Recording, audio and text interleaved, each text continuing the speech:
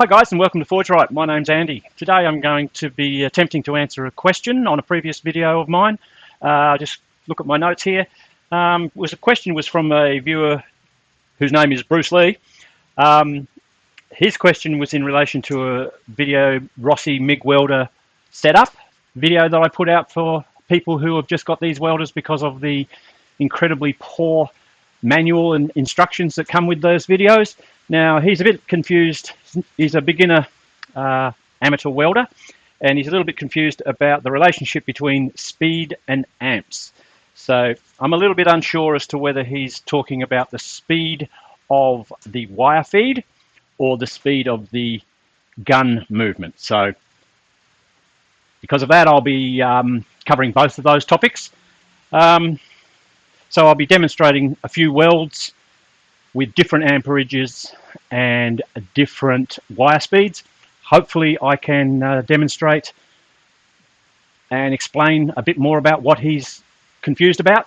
Unfortunately, I don't have the filters for my camera that are required to actually video the welding, so all I'll be able to do for him is to get some material here, explain what material I've got, get the welder going, do some welds, and then show the results of those welds and have a bit of a chat about what caused what. I'll also be touching on, let me have a look here.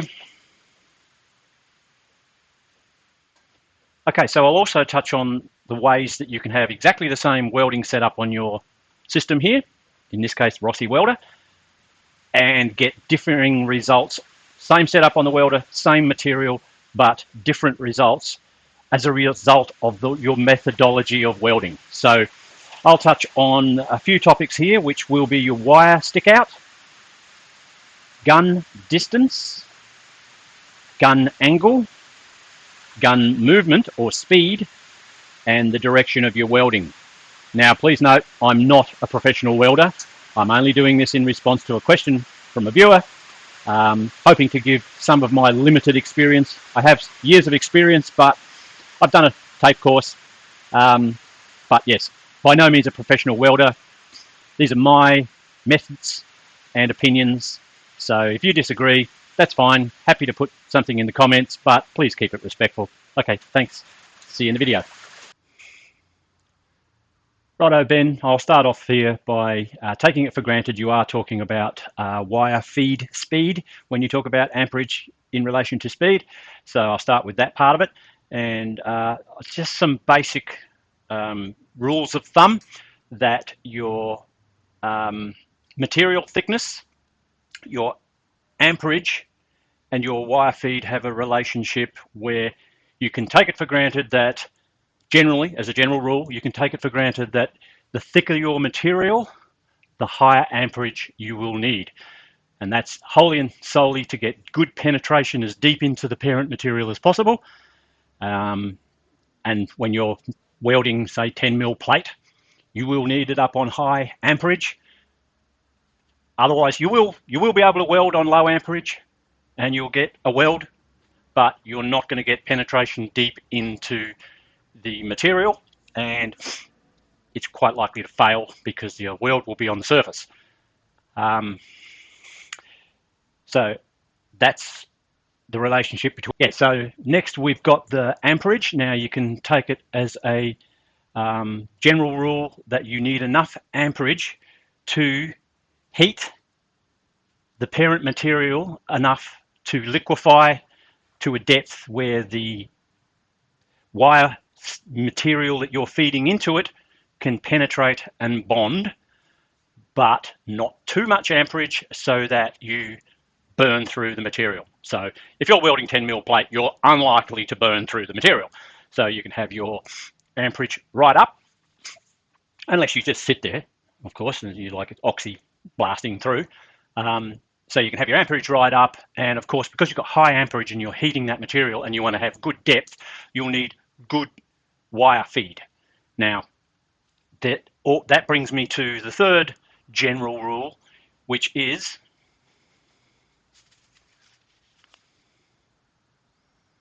that the wire speed needs to be enough to supply constant molten material to the parent material whilst maintaining a steady distance to maintain a good arc. It might be a bit confusing, but right, so as I say, we've got a 10mm stick out here. So that's my general rule, about a 10mm stick out, 10, 12. You notice I don't have a gas shield around here because I'm using flux core.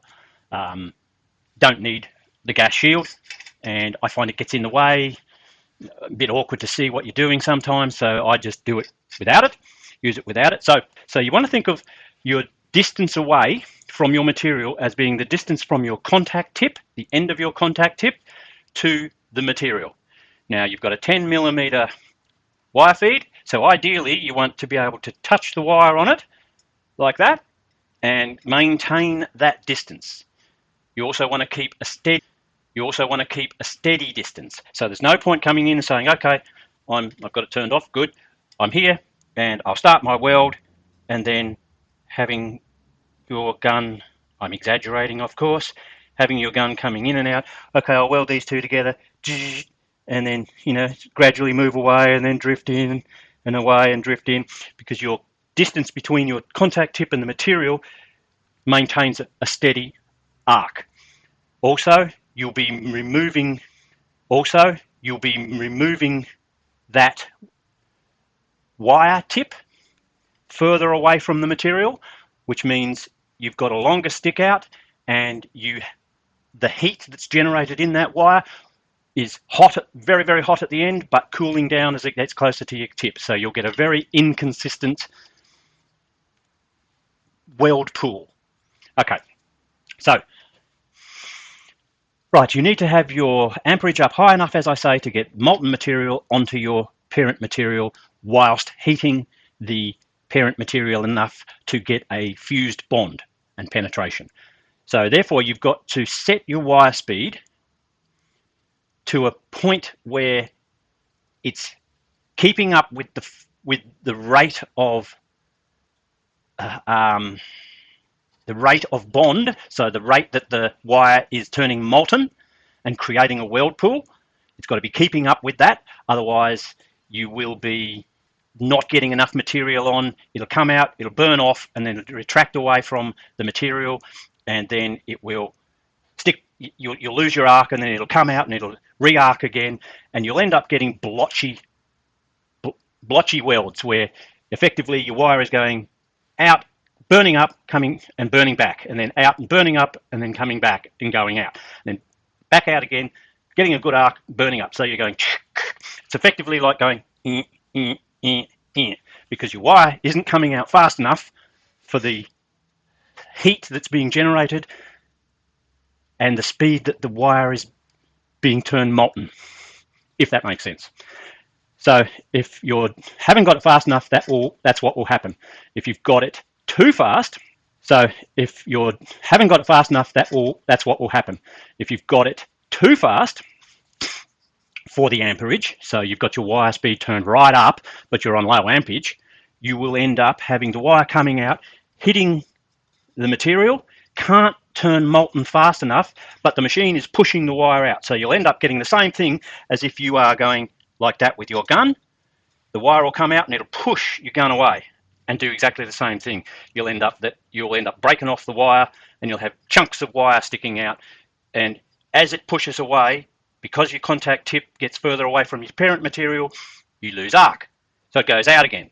And you'll actually can get the situation whereas if it's too fast, you start welding, it bonds, it can't turn molten as fast as the wire's coming out, so you come out like that, and it'll just go and stop, and your wires actually are welded to the material and still attached here, and you're like, it's stuck, pull, and trying to pull it off.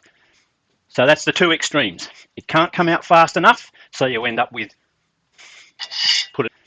so that's the two extremes. It can't come out fast enough, so you end up with, put it bluntly, bird shit all over it, where you get these specks of spattered weld here that don't penetrate at all, because it can't come out quickly enough to continually put molten material down, or it's coming out so fast it's pushing the gun away and going cold, losing arc and getting stuck and breaking off, and equally as bad, or probably even worse, because you can't even get an arc to continue, because as it comes out, it goes, pushes it away, and it stops.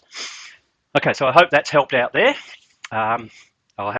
Okay, let's get into this. At this point in time, I have right here some 1.5 millimeter steel, two pieces attached together with a very small bevel between the two joins, between the join, and I have my MIG welder here set on minimum 1.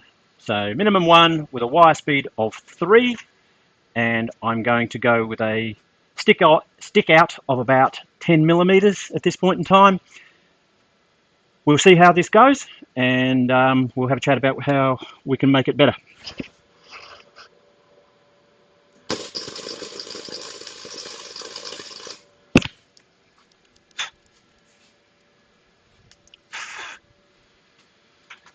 Right, so I'll try and zoom in on this so that you can see it as I'm progressing.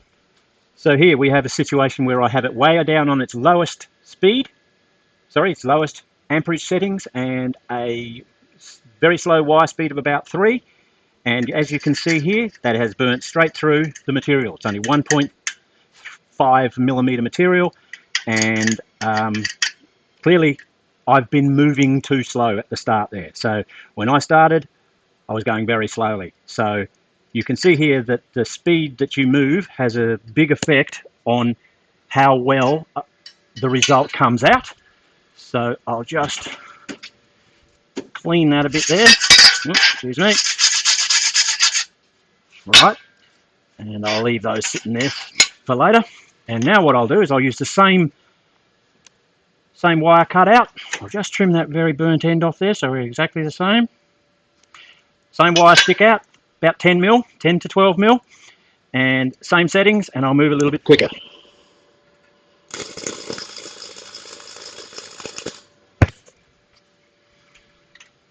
Now, as you can see there, once it cools, I can now take those off because it's attached together. And I can show you that is a much better weld. You can see on the first piece of weld how all of the weld just dribbled through and ran straight out the back because I delayed too long. That, you can see it's got good penetration right through to the end of the material. Now, that is probably, having a good look at it, I'm pretty happy with that, the way it's come through there. Hasn't quite got through right there because that's the end of that previous weld, this first weld here, and you can see there's a little gap there where I didn't join the two welds together very well, which is good because then you can see the difference between the first and the second, and you can see that when the weld has actually come right through to the end, but it hasn't burnt through. So that's just probably the most appropriate setting to have it on as far as amperage, because you've got your very thin 1.5 mil material, and as you can see here, burns straight through if you're slow, welds nicely, that's bonded together very well. That's just moving at a different speed.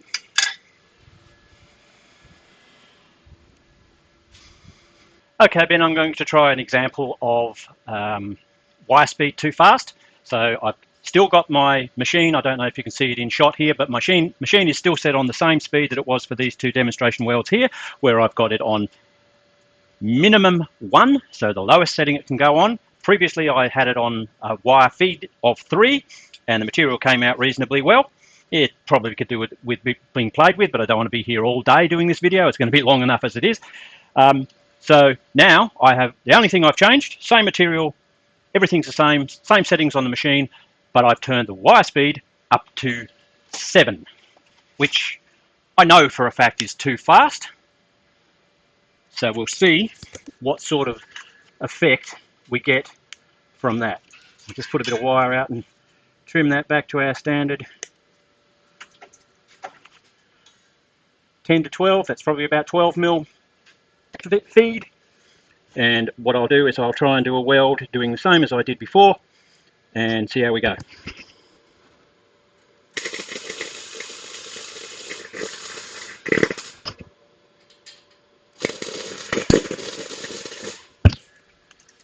Okay, that wasn't very that wasn't very good welding. Um, okay, I'll pull the camera out and I'll bring you down and I'll show you what we're looking at here. Yeah, righto. So this is what we're looking at now. This here is the wire feeding out way too fast, and I haven't got way too much material coming through. I think you'll be able to see there, you may or may not be able to see how much gunk is hanging out underneath there. It's actually pushed straight through the material. I'll probably be able to get a better demonstration on this thicker material of what usually happens there, but in this case we haven't got a weld. It's either burst through, or here it's jumped and splattered and pushed the gun away. Same here, just a bit of weld attached to here, then a little bit of weld, but then it's just pushed in so fast it's just blasted straight through there. There's that much wire underneath there that you know you've got half a bloody meter of weld wire blobbed up underneath there. So that's a bit of a demonstration of the bad results of over speed on your wire feed. Okay, so that, I just turned that down a bit, but that was up at 7. I was trying to demonstrate, and now I'll turn it back down to 1 and we'll see what sort of a result we get from that. Hello, back to our 10mm stick out, back to the same material. We'll go in between here because most of that didn't get any wire on it at all. It came down and it stopped, and then it came down and it stopped, and shocking. So it pushing. So this time I've turned it right down to 1, see if we can get any results from that. Same distance away, same type of movement along, and we'll see if we get a weld.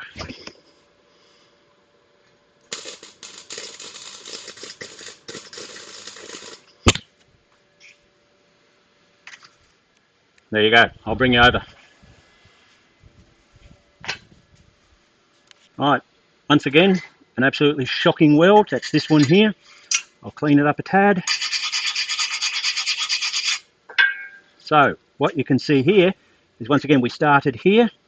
You can see it started to put some wire down.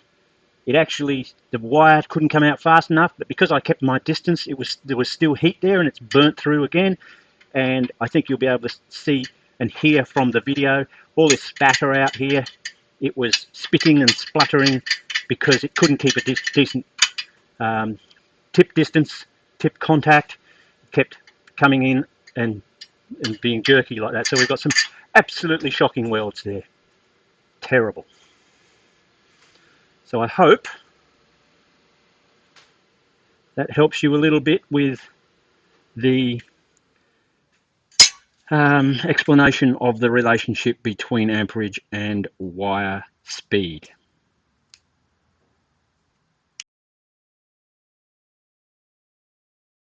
Okay, I mentioned before that I was going to talk about methodology. Now, what I'd like to do now is just give you a brief demonstration on what I think is important as far as keeping your methodology right. Okay, so first thing I want to talk about is wire stick out. I have already mentioned it, so it'll be very brief, but my recommendation is to have roughly 10 to 11 mil of wire stick out, which is, you know, for you guys in America, about ½ an inch, give or take a mil or two. And that is a general rule. Sometimes people like to have more or less, and I'm talking about stick out from the contact tip. If you've got a shroud over here, a gas shroud, generally they will be at the same point. It's hard to see, almost impossible really, especially if you've got a gas shroud, to see how much wire stick out you've got. You can only set it when you start and then maintain an even distance from that point.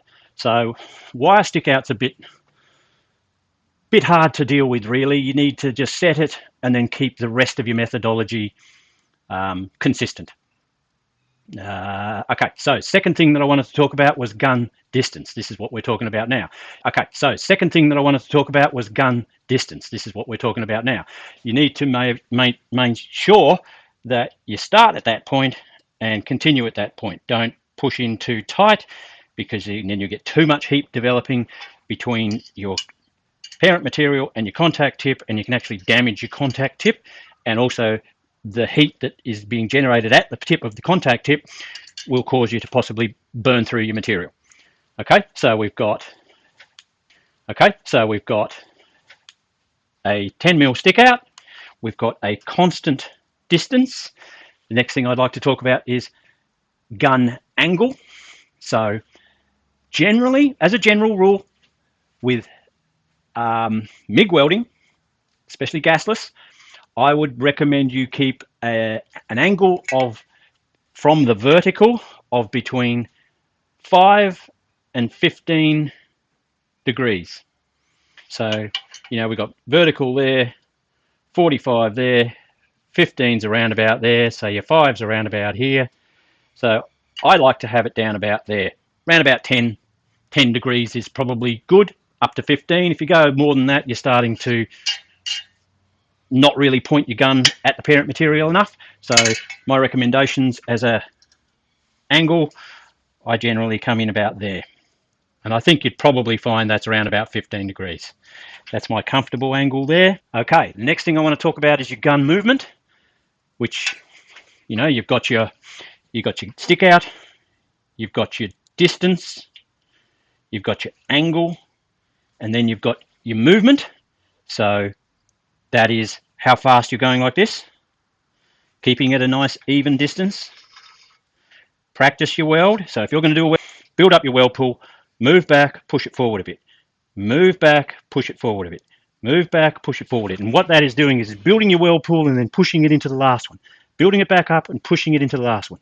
And that's how you get that nice ripple wave effect where you're... Okay, so that brings me on to pretty much the final aspect of gun control and methodology, which I'll call the direction of weld. With this is for flux core, obviously. Can be and is different for different types of welding, but for flux core, I generally try to pull or drag. Now, there's 50,000 debates about whether you should, for an example, drag your weld, start your weld, and then drag along like this, or whether you should start your weld and push along like that. There's a couple of reasons why I don't push. I drag, but the main one is because flux core wire has, as the name describes, it's got flux inside the wire. So you've got a hollow wire with flux in the middle. This is why it's more expensive. So what that means is when you're welding, you end up with that flux material burning up and creating gases, flux gases. So you get your flux gases. Now, if you're welding like this and you build up a weld pool and then you push this way and build up a weld pool and then push that way, you're constantly pushing that flux gas into your weld. This is what I find, okay? So I get better results by dragging because I find I build up a weld pool, it creates a well there, and then as I come back, the burning gases can escape from the developing weld pool. I'm not pushing them in front and pushing those gases, constantly pushing those gases into the weld. Now, lots of people will disagree, and that's fine.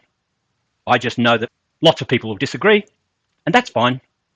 I just know that I get better results this way. What I don't like is when I push, and sometimes you have to because of the situation you're in, you know, where you're welding.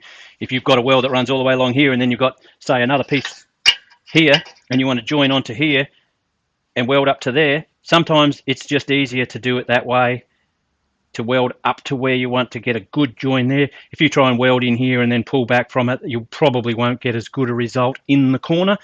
You may end up with little hollow pits and a poor join along there.